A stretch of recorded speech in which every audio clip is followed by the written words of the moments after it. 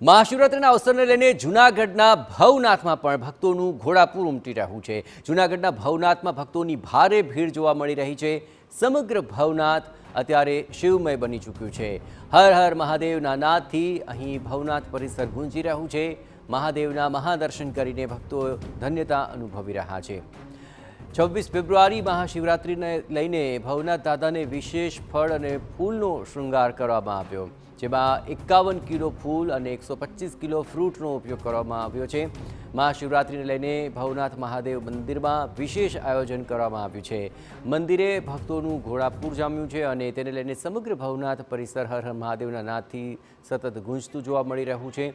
तो वહેલી સવારે 4 કલાકથી લઈને બપોરે 12 કલાકે, સાંજે 7:30 કલાકે અને રાત્રે 12 વાગે મહાઆરતીનું આયોજન કરાયું છે અને રાત્રિએ 12 કલાકે શાહી સ્નાન થશે અને ત્યારબાદ ભવનાથ મેળાની પૂર્ણાહુતિ થશે। એટલે કે 22 તારીખથી લઈને 26 તારીખ સુધી જે આખરે મહામેળાનું આયોજન કરાયું છે।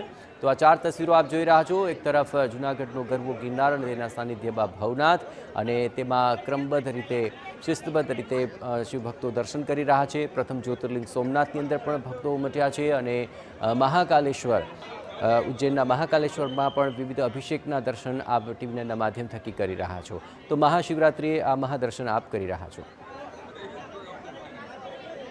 સાંજ સુધી એટલે કે મોડી રાત્રે 12 વાગે જ્યારે રવેડી છે તે પ્રસ્થાન થશે અને ભવનાથ મહાદેવ મંદિરના પરિસરમાં જ આવેલ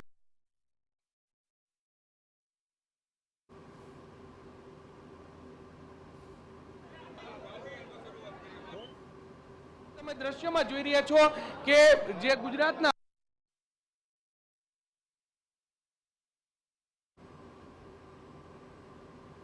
નાદ છે તે પણ અહીં ગુંજી રહ્યા છે। આપણી સાથે અહીં કેટલાક લોકો છે, આપણે તેની સાથે કહીશું।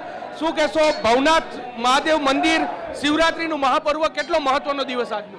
ભોજન ભજન અને ભક્તિનો સમન્વય અને શિવરાત્રીનો અદ્ભુત મેળો આજે લાખો મહાદેવને માથું ટેકાવવા આવે છે।